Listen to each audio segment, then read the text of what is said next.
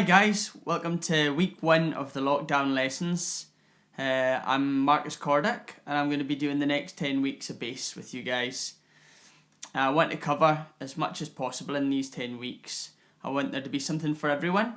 So if you've never picked up the bass before, don't worry. We're going to make sure that we get you started in the best way possible. And if you're a little more experienced in the bass and been playing for a few years, I'll make sure that there's lots of different things to take away for you guys too, and different ways to look at things, and a couple of different techniques and things.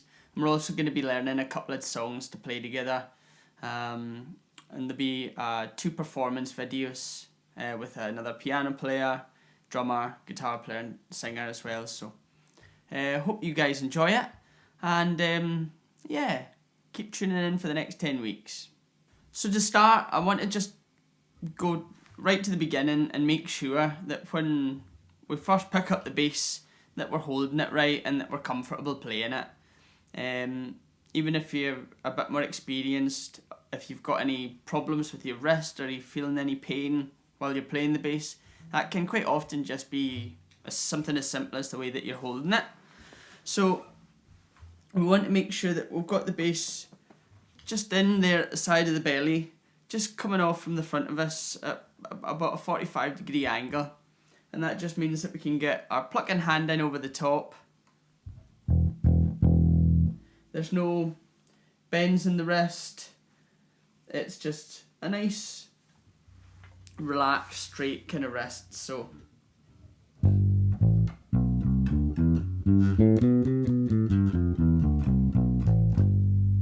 and it's the same with our fretting hand here as well. There's just space for it to come in there, and everything's really relaxed. I'm not having to move position to get in behind the bass. It's just there, and that's where it feels comfortable. And it's also a good suggestion for setting your strap height. If you think about when you're practicing, most of the time you're practicing sitting down at home, unless you've got loads of energy, which I don't. And you can sit with your bass on your knee and just make sure that the strap is just loose. And that way when you go to a gig, it's going to feel comfortable like you were when you were practicing. So it's a good tip rather than, going to a gig and the bass is way up here or way down there. So I think that's a good tip. So if this is the first time that any of you guys have picked up a bass, just to help make you aware, the strings in order from top to bottom are G, D, A, E. And you might have noticed already, but I'm actually sitting with a 5th string, which is a low B. And it's an optional extra. But if we're looking at the 4-string bass, then we've got G, D, A and E. And we'll make sure that we're all nicely in tune. So we'll start with a chromatic exercise just to get the fingers working. It's a good warm-up as well, even if you're an experienced player. Doing a few warm-ups before we get going is quite good for our general bass playing health and looking after those fingers and hands. So what we're going to do is we're going to start with our first finger on the 3rd fret on the E string. The great thing about this exercise is that you can do it anywhere on the neck, because it's just a chromatic thing. And we're going to play the 1st finger on the 3rd fret, 2nd finger on the 4th fret, 3rd finger on the 5th fret. So we're going up in a chromatic line, and we're going to go back down. So one thing that I want you to concentrate on, not worrying about the picking hand yet, when we're fretting each note, the notes that we've already played, I'm not lifting those fingers up. I'm not going. There's none of these flappy fingers going on. The fingers go on and they stay down, and that just gives the fretting hand a bit more strength. Just gives it a really good platform. And it also means that when we're coming back down,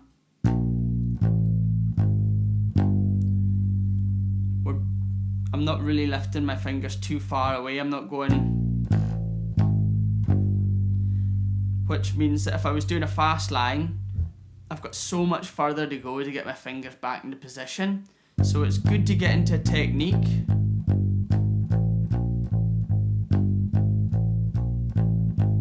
where the fingers are nice and close to the fretboard at all times. And that just helps with dexterity and playing fast lines and things later on.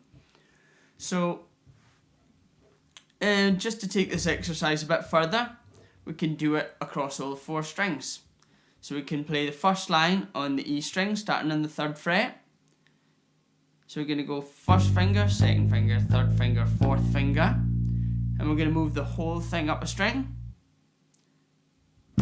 First finger on the E string on the 3rd fret. And then onto the D. And then onto the G string. And then we're going to do exactly the same thing on the way back down.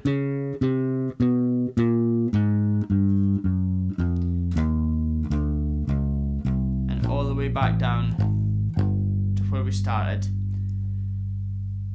And you'll notice that when I'm on the way back down, when I move to the next string, all the fingers are going down into the place that they're meant to be. So I'm going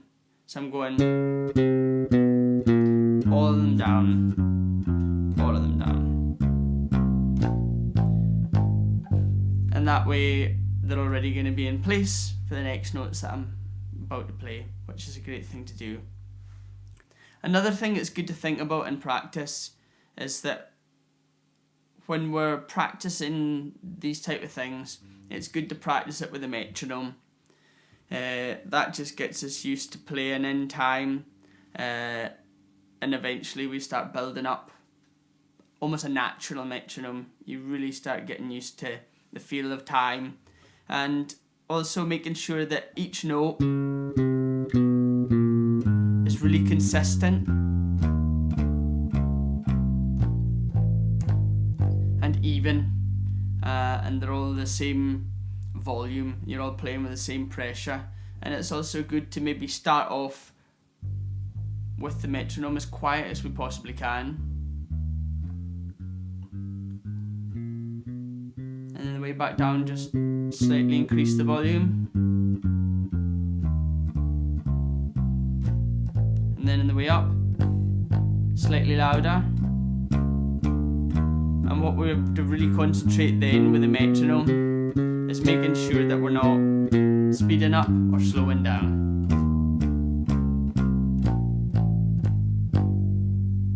Okay. And there's one other variation that we can do with this exercise for a warm-up, is on our way up, when we get to the top, we just slide up 1 fret.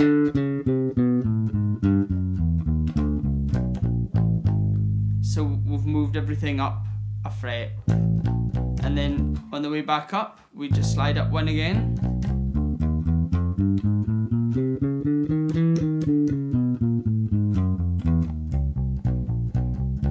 Making sure that all the notes are nice and even.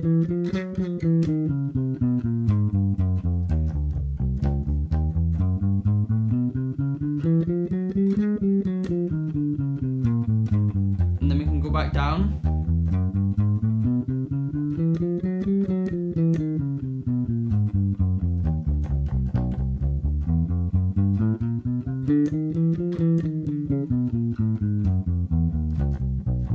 And so on and so forth. And it's a great exercise to get these 2 hands working together and to get all 4 of your fingers getting used to going down together. So there's a finger for every fret. That's the idea.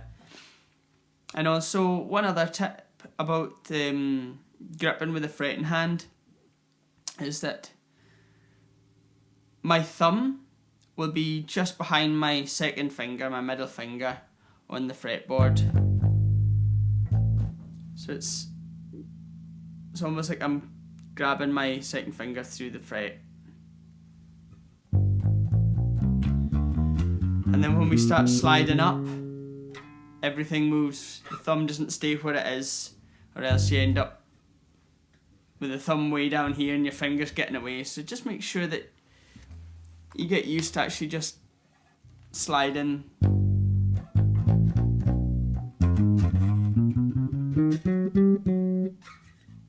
Okay. And one other tip for making sure that we're fretting things really good is when we're aiming for a fret, if we're looking at the 3rd fret here, it's quite a big space. I can probably fit my finger 3 times into that gap.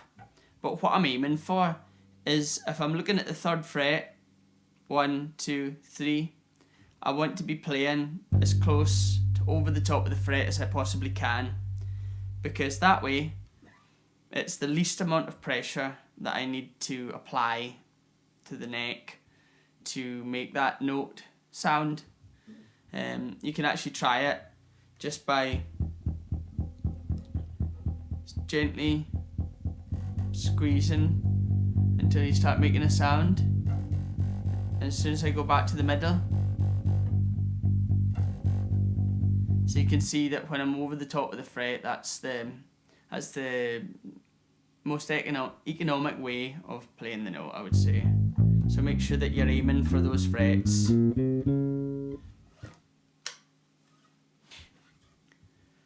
So we've looked at the fretting hand, but now you may be wondering what I'm doing with my plucking fingers. So again, it's about that streamlining the technique so we're getting as much out of it from as little effort as possible. And I'm generally alternate picking. So, finger 1, finger 2, and it's left, right, left, right. Finger 1, finger 2, finger 1, finger 2.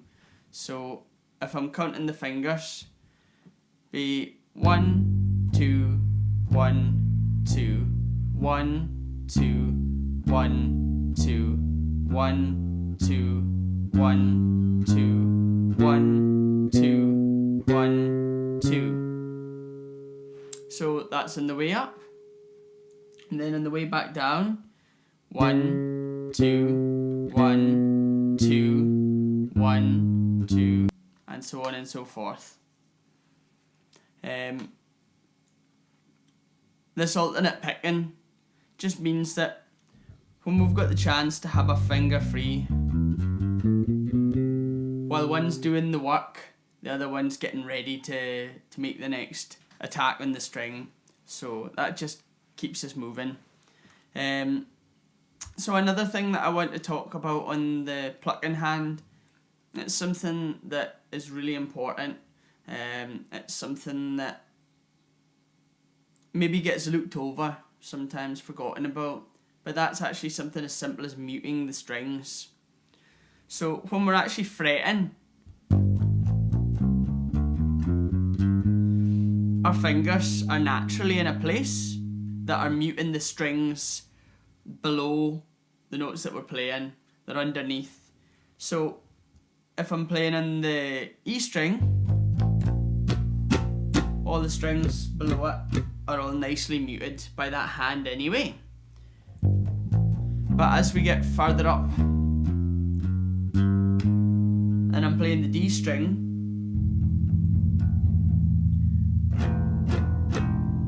the G string's muted and the string that I'm playing is plucking, but these strings are kind of flapping about, and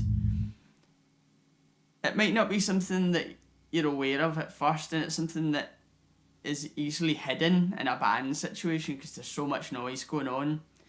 But as soon as you go into a recording situation, you'd be surprised at how much just having those rattling about in the background just creates a hum and a noise that a lot of producers will probably have you out of the door and on the way home before you even get the chance to get through your first takes. So what you want to make sure is that those strings are nicely muted, and the way that I do that is I have a thumb that floats over the top of those strings. So as I'm plucking, my thumb it's just lying over the top of those strings, and it moves up and it moves down. Okay. There's other ways to do it. If you feel like you're moving around too much and that you need a little bit more support, you can actually anchor your thumb on the strings above what you're playing. So if I'm playing a line on the A and the D string, if my thumb is anchored on the E, it gives me a bit of support. And as I'm playing the D string, I'm coming back through, and it naturally mutes the A string while the E string is muted with the thumb. But then when I move up to the G, I'll have to shift my thumb up to the A just to finish off the muting. Okay? And if you want to play the lower strings, you can use your pickup. So there's a few things to think about for the first week. It's a lot of stuff to take on board with the muting and the fretting. The most important thing that we want to take away from this is just making sure that we're getting really nice, clear sounding notes to start with, and that everything sounds nice. And then if we can start thinking about the alternate plucking, and then if we can think about the muting and the alternate plucking,